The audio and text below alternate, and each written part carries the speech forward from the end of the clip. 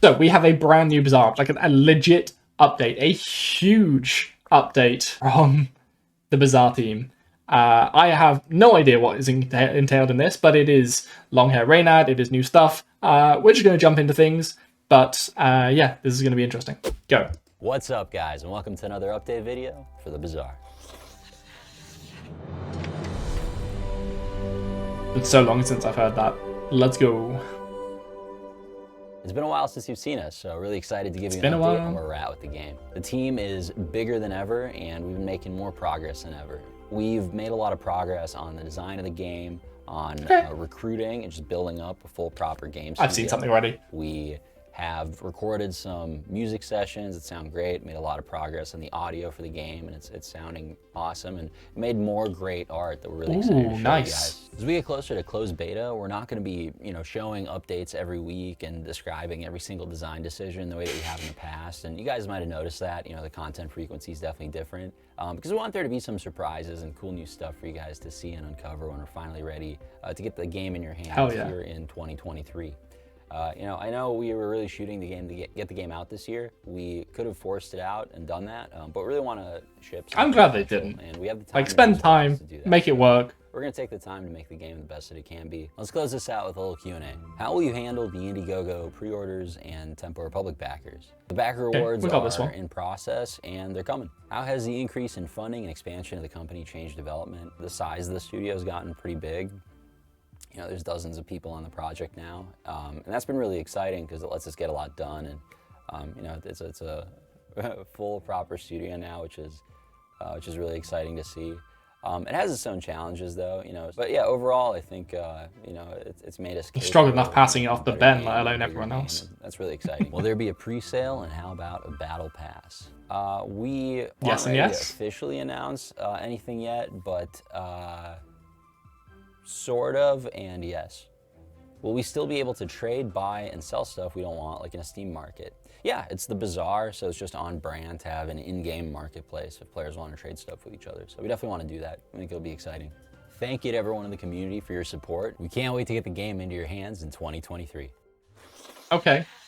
This is the best. Yeah, okay. The juiciest part definitely is the gameplay. Let's go through, let's pick out what we can. They gave us 2 minutes of 29. I'll be damned if I can't make this 10 minutes. So, the immediate thing we see, board art hasn't really changed too much. Some of the UI elements have changed. So the health bars, they look new and different. They're a bit sharper. They're not as rounded and bubbly anymore, which could just be a stylistic choice for this particular board. It could be a stylistic choice for your particular character. There could be a lot of things going on. Speaking of your particular character, this is the thing that I thought I saw, and I may have seen it. I'm just going to rewind a little bit and set this to really, really slow so we can see, because it's hidden at the bottom. Dooley down there. That is Dooley with some attachments, is it not? Dooley's got some, arms going on. They look like there's, fans inside there, so maybe they're, jet engine-y type things. Surely this has to be a precursor to Mega Dooley, right? Or at least a shout out to Mega Dooley. Yeah, we'll get back to you in a second, Copperhead. There's Dooley, and then there's some bits stuck onto him. This is the dream, right? This is the Mega Dooley dream. We've got to be having a little bit of extra Dooley there. Next thing we see is a actual Dooley item, Copperhead. Sure, it's a little snake that's a friend. Copperhead, a small friend. We don't see a cost here. Every 5.5 seconds, but I don't know if we had speed. I'll have a look in a second. Do 2 poison damage, and when you use the core, give this +1 poison. So the core is still triggering. Dooley is still based around the core. That's another important thing. I'm gonna let this play out for a second. Will we zoom back out, or are we staying in? Okay. Oh, there's Chris Army Knife. Good to see you. Good to see you, Chris Army Knife. We'll get to you in a second. Yeah, so core is still very much part of Dooley's build. We have it here. It's dealing 32 damage by itself, which I think it used to do damage, so that's nothing different. We've seen this art before. I can't remember what it's called. The hydraulic something or whatever. I can't remember. Or is this conveyor belt? This might have been conveyor belt. This art is new. This is some sort of statue. Looks like the lollipop one. Looks like it's in a similar place. Probably Mia, right? That's where we're based, in Mia. Or Mer. Wait. They made someone come up with the pronunciation on the spot, and I can't remember what they said. Regardless. Okay, more things. We have 638 health. Is that normal? I don't know. 638 health is a lot. That's a lot. But it's a lot more than we had before. It used to be difficult to get to, like, nearly 1,000 health unless you were Pygmalion running, like, big max health builds. So, do we just have more maximum health now and items are hitting harder? Judging by these items, it doesn't really look like it. Short sword did 4 damage before and still does 4, so... Or whatever this old sword or rusty sword. The starter sword that you get, which is this item here. So that hasn't changed. So maybe this is just... Maybe Mega Dooley is like a health tanky build, which would make sense. Although that's probably just a skin for Dooley, right? The fact that he looks like that. Anyway. Chris Army Knife has some... Is that healing or armor? That's armor, right? Armor and damage on him, which is nice. So let's frame by frame this for a second. So we have 2 items here. These are the little battle bots. I can't remember what they're called. They're adorable. It's been years since we've seen them. This is a new item as far as I know. It just looks like a bunch of Pokeballs, if you're asking me. So the Pokeball item triggers, deals a sizable amount of damage. That's what, 28 damage? With a nice little effect, by the way. This is new. This like lightning effect, and then there's this ice effect, which we've seen before. So that triggers, dealing damage, and then transforms into the copper thing. And then that fires and that transforms. Do you know what I think is happening here?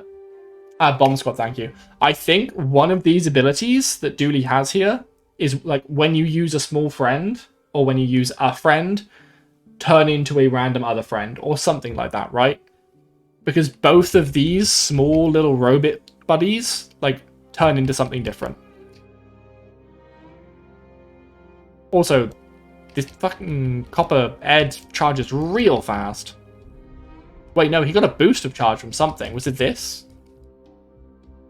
Oh, it could be Conveyor Belt. Actually, yeah, you're right. It could be Conveyor Belt's passive. That would be so cool. Yeah, so it looks like whatever this big item in the middle is, instantly gave this a bunch of charge. Like it advanced your rightmost item, maybe. Like something like that, right? Bomb Squad just doing damage. 30, nice. Yeah, so it looks like that might be a Conveyor Belt thing. Even so, that's very cool. Do we get to see Conveyor Belt trigger? No, because we zoom into Copper Red. He's doing damage to us. 157, 195. So Conveyor Belt just seems to do shielding. Chris Army Knife, 34 damage and 7 shielding. Oh yeah, there you go. You see it again. Wait. Oh, it's while we were zoomed into Copper Red. Copper Red turned into a Chris Army Knife. That's hilarious. And then, yeah, Chris Army Knife triggers and turns back into someone else. So something like the Conveyor Belt is causing all of these transforms, which is really, really cool. I really like that. That's going to be really fun. Because, okay, here's my thing about these kinds of games, right? The core, we don't know what it's doing. It has been buffed. We saw it was 33 earlier on. It's now 37. Can we see when that became a 37? We got a frame here. 37. Before Copper Red. 32. Okay, so it's when this triggered. So it's like when the item to the right of the core triggers, it gains 5 damage? Maybe. Or is it when a large item triggers, gain 5 damage? Maybe the core has a bunch of different things, like when large items trigger, gain damage, when small items trigger, advance, when medium items... I don't know. Is the Bomb Squad animated? We can see it move a bit before it transforms. Let's have a look. Back. Bomb Squad animation. It looks like a regular, normal hit to me. Or do you mean the card is animated? Doesn't look like it. Frame by frame, it's not moving much. Maybe it is. Yeah, it does look like it's animated. Yeah, you're right. There's little glowy bits. That's cool. So we've got some animated art. Right, before we continue on, and not that there's much to continue on to, items on the other side of the board, they're all neutral items. This is some sort of neutral creature that he's fighting. The neutral creature has 3 gold, apparently. Board is the same. Their neutral items are the same. The toys are different, but I don't know what they do. Oh, here we go. We see this bottom right. Don't know why I'm pointing my finger. You can't see that. This bottom right ability triggers when...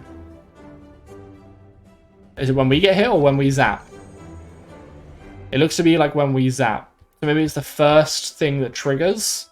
Will freeze a random enemy item for, what was that? A second? Yeah, a second. Does it trigger again? No.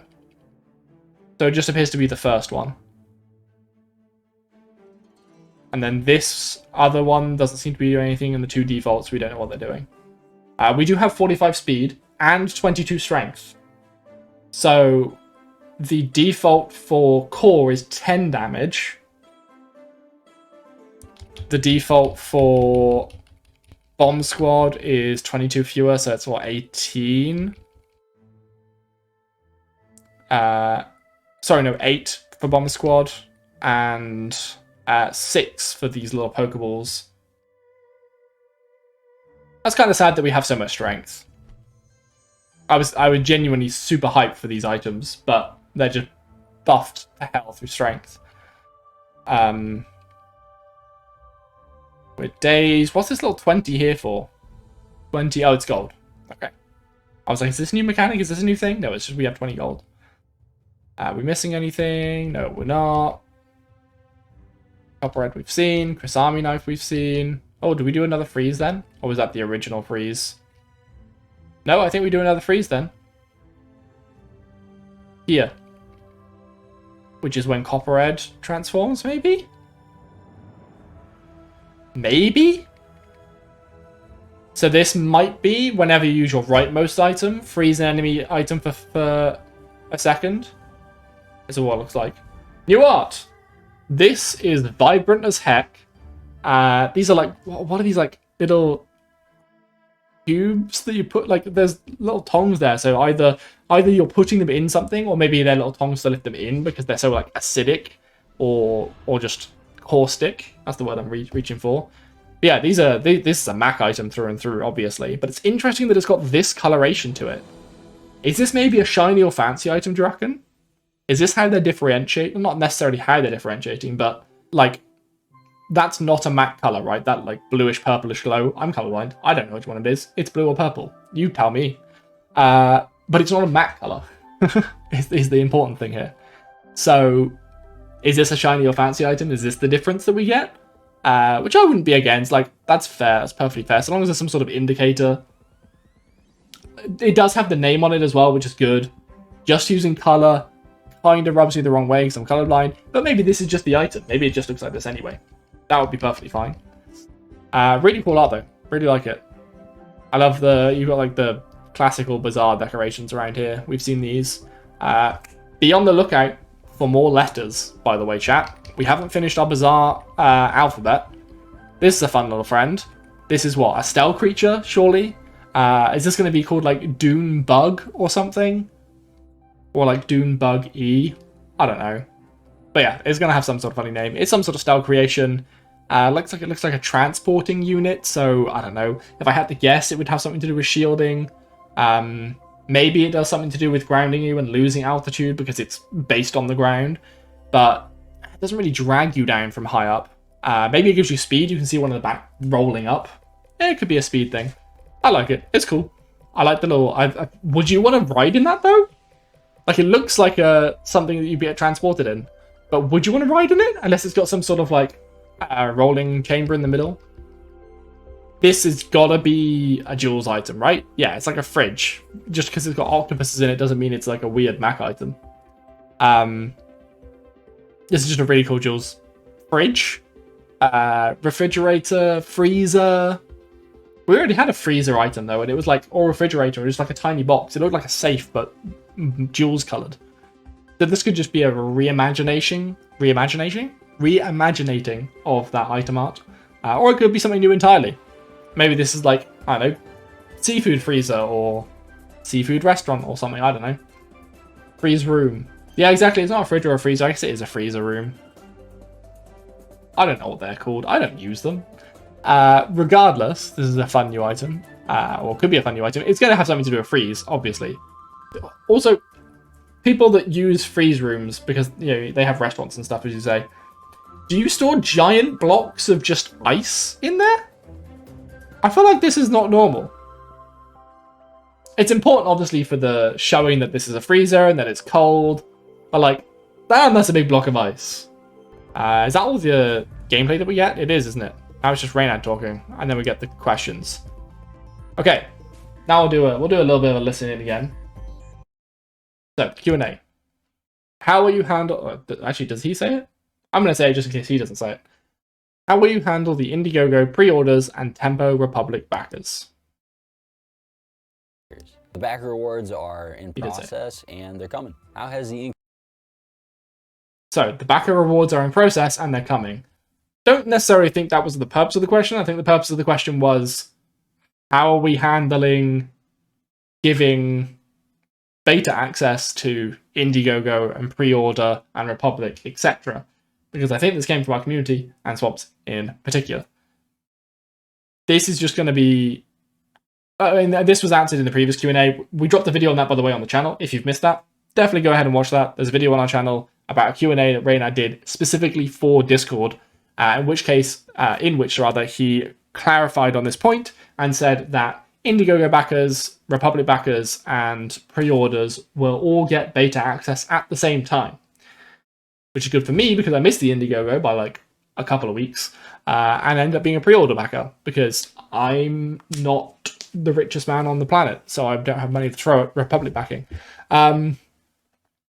Anyway, it's nice to know that I'll be in with the rest of you. Moving on to question number 2, and I'll let him say it this time.